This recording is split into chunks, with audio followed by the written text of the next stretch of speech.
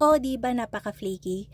Hindi katulad ng mga dati nating videos na sasabihin ko na lang, tara gawin na natin, madali lang to. Hindi ko sasabihin yun ngayon dahil sa totoo lang, hindi siya madaling gawin.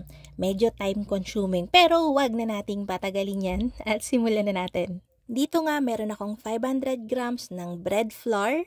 Tapos maglalagay tayo dyan ng 1/2 cup o 90 grams ng shortening.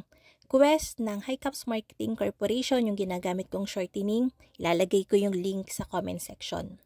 I-mash lang natin yung shortening dun sa flour. Make sure na nakascatter siya talaga ng maayos. And then, maglalagay tayo dyan ng 220 ml ng water. Room temperature lang tong nilagay ko para hindi na tayo mahirapang i-incorporate siya dun sa flour. 1 teaspoon ng salt. Tinunaw ko muna yun dun sa water and then, dahan-dahan na nating basain lahat ng flour. Magtatanong dyan na kung walang shortening, anong pwedeng ipalit? Pwede din naman ang butter. Kaya lang mas flaky talaga kapag shortening ang ginagamit na inahalo dito sa flour. So makikita nyo dyan, nilagay ko na siya dito sa table and then, hindi natin to mamasahin. Ang kailangan lang natin gawin dito ay pagsama-samahin lahat nung dough, yung mga natitirang dry na flour. And then, basta wala na kayong natitirang dry, tapos pantay na yung pagkakahalo sa kanya, pwede na natin yung ibalot sa cling wrap and then rest 30 minutes sa room temperature, 30 minutes sa chiller. Dito naman tayo sa ating butter. Huwag niyong itatapon tong mga plastic na to, yung mga lagay ng powdered sugar. Matibay kasi yan. Kung parchment paper kasi yung gagamitin natin dito, masisira lang ng masisira yon. Kaya nire-reuse ko talaga yung mga ganito. So, meron ako ditong 250 grams ng very cold butter. Ginawa ko dyan, ginayat ko yan nung kalalabas ko lang sa chiller. Tapos, pinasok ko sa freezer for 20 minutes para matigas na talaga siya. Ang hahanapin nyo sa supermarket pag maghahanap kayo ng butter ay yung matataas yung fat content. Mga 83% pataas, okay na din. Pero again, butter yon, matutunaw talaga sa init ng panahon.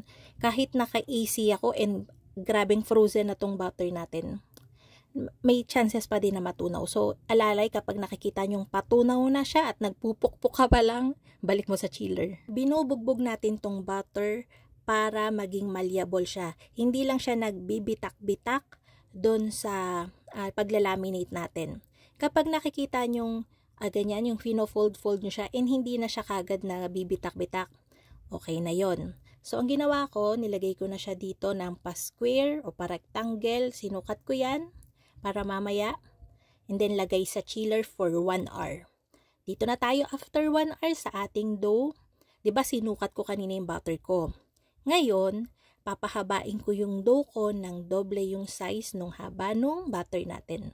Para pagka pinalaman natin siya, saktong-sakto lang. Mano-mano tayong maglalaminate. So, masusundan nyo naman to ng maayos kahit naka-timelapse yung iba kasi nga masyadong haba yung video. So, ayan. Ilalagyan ko yan ng slice sa magkabilang dulo para lang hindi magkaroon ng tension kapag ka nagfo-fold tayo. Lagi nyong tatandaan na kapag ka nagpalapad na kayo and magfo-fold, kung saan yung may seam, yung dulo-dulo ba yung may butas, dun ang fold.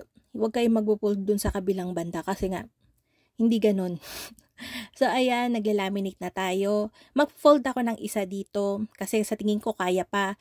Pero kung yung ginagawa nyo, nararamdaman yung tumutulas yung butter, yung umaagos yung butter, i-rest nyo muna sa chiller bago kayo mag-fold. Mga nasa 15 to 20 minutes sa chiller, okay na. Pero, ganito, mas mapapadali yung trabaho nyo na after nyong ipalaman yung butter dito sa dough, i-rest nyo siya overnight sa chiller. Hindi ko yung ginawa kasi baka pag pinanood nyo and merong instruction na i-rest overnight sa chiller, hindi nyo natapusin. Kaya tiyaga-tiyaga tayo sa mayat-mayang pag-chiller. So yung first fold natin, chiniller ko yun for 20 minutes. And then eto na yung pagsa-second fold natin. Papahabain ko lang siya katulad kanina. Kung mapapansin nyo, hindi ako nagputol nung dulo-dulo. Kasi unang fold pa lang naman yun. Nasasayangan ako pagka masyadong maraming putol. So ngayon, medyo malaki na yung kanyang hindi pagkakapantay, so nagputol ako. Yung mga naputol natin, pwede nyo rin naman yung at the end of the baking nyo na, pag sama-samahin nyo, pagpatong-patungin nyo and i-twist nyo, laminated pa rin yan pagka binake nyo na. Papangit kasi kapag hindi natin pinutol yung mga hindi pantay, hindi magpapantay-pantay yung lamination natin. So ito na tayo sa second folding. Katulad kanina nag-slice lang ako dyan ng kaunti para mas madali natin siyang ma-fold. And then, ire-rest ko ulit to sa chiller kasi ramdam ko na kahit dalawang aircon na ako, matutunaw at matutunaw yung butter ko kapag diniretso ko dun sa pangatlo nating pag-fold.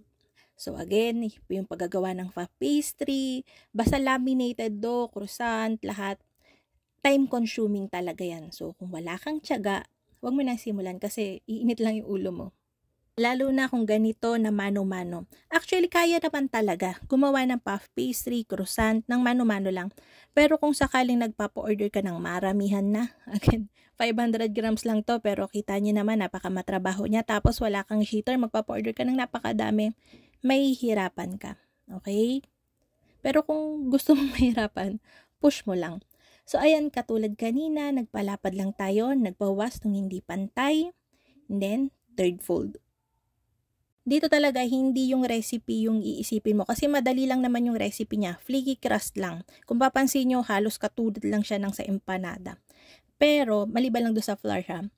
Pero, again, laminated to. So, para magkaroon siya ng maraming layers, yung butter yung nagse-separate na mga layers na yon. So, habang nire-rest natin yung pagka-third fold natin sa chiller for 1 hour, gawa muna tayo ng palaman. Dito, meron akong malaking lata ng tuna. Di-drain ko lang yan ng tuyong-tuyo and then maglalagay tayo dyan ng isang pirasong medium size na onion, chop na. Maglalagay ako dito ng cheese para tuna melt yung atake ng ating tuna turnover, paprika, and then pepper. Hindi na ako naglagay ng salt kasi yung cheese nito, quick melt to, medyo maalat na. So, aalat yung tuna melt natin kapag naglagay pa tayo ng salt. Pero kayong bahala doon. Yung ginamit ko dito is nasa 1 cup ng mayo. Homemade lang yun, isang pirasong itlog. And yung ginamit kong oil is yung chiffon aid. Ang ganda palang gamitin nun sa mayonnaise. So, ayun. Isang tabi natin yun sa chiller o sa freezer para mas malamig. And then, maya-maya gagamitin na natin yun. So, ang ginagawa natin dito, after natin siya mailabas sa chiller ng 1 hour, pinapalapad ko na yan. Ang ginawa ko dito is nasa 6 lang na piraso. Pero kaya nyo itong i-stretch up to 8 pieces. Hindi ko na lang ginawa kasi matatagal. Yung sukat ng pagpapalapad ko dito is 40 by 20. Makikita nyo yan, kaya dinivide ko lang siya ng saktong 6. Kasi pagka dinivide ko to ng ganito lang yung pagpapalapad ko sa kanya ng 8, yung puff pastry kasi kapag na-bake yan, umuurong yan. So, tingin nyo dito masyado siyang malalaki, lalong-lalo na mamaya papalaparin pa natin siya. Pero hindi naman masyado. Actually, ang ginagawa ko talaga dito, per 500 grams ng flour, 8 talaga yung kinakalabasan. Ibang level lang talaga yung init ngayon kahit naka-AC ako. Ramdam na ramdam nung dough ko. So again, kung gusto nyong itry ito and hindi kayo naka-air condition, wala kayong cold room na sa gawaan nyo sa baking area nyo, meron tayong mga available na croissant butter sa mga supermarket, sa mga baking store, o kaya online.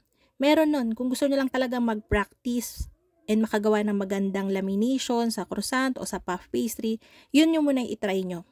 Okay? So, ayan, nakikita nyo yan. Pinipinch ko yan, tapos nilagyan ko ng itlog. Totoo niyan, mas maganda ang pagbe-bake dyan kung hindi mo siya lalagyan ng pangsil na itlog. Hindi naman lalabas yung palaman niyan eh. Kung hindi tayo naglagay ng quick melt cheese. Kaya ako naglagay ng itlog pangsil at saka pinins siya ng tinidor kasi nga aapaw yung cheese talaga ng malala. Kung binake natin to ng hindi nakasil, mas malaki yung ibubuka niyan. Mas makikita mo talaga yung layers. So, ang ginawa ko dito para sa egg wash natin, naglagay ako ng kaunting fresh milk and binarush natin yan para hindi siya masyadong mag-dark yung pagkaka-brown. Binake ko to sa preheated oven na may 200 degrees Celsius for 22 to 25 minutes. Nakikita nyo? Naka-timelapse dapat yan, kaya lang sobrang init sa labas, namatay yung camera kung di ko napansin. So, ayan, after 25 minutes, pinatay ko yung oven ko. Pinabayaan ko lang yung mga puff pastry na yan, mga tuna turnover na yan sa loob ng oven for 15 minutes para hanggang loob ng ating crust flaky. Hindi lang siya parang basa-basa. Okay?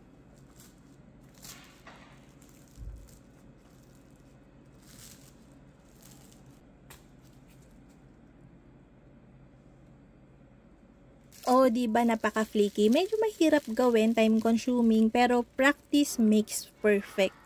Matagal na kayo nagre-request ito, ang dami na actually nagre-request nito.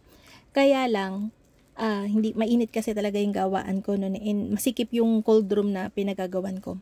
Ang take ko lang dito, kung sakaling gagawin mo siya, make sure na ready ka. Medyo, nakita nyo naman, medyo matrabaho siya, time consuming. So, kung ayaw mong mahirapang mag-fold at magtunaw yung butter mo, make time na gawin mo siya sa gabi and i-chiller mo siya overnight pagkapalaman mo ng butter para hindi ka mahirapan. Pinakita ko lang sa inyo talaga para maengganyo kayong gawin ng nasa 3 hours, pero mahirap siya, natagas talaga. Ewan ko ba bakit ang daming may gusto dito, napakakayat namang kainin. So, ayun na nga mga kalutong tinapay. Sana'y nagustuhan niyo yung ating video for today. Magkita-kita tayong muli. Ito pang malalutong tinapay. Bye-bye!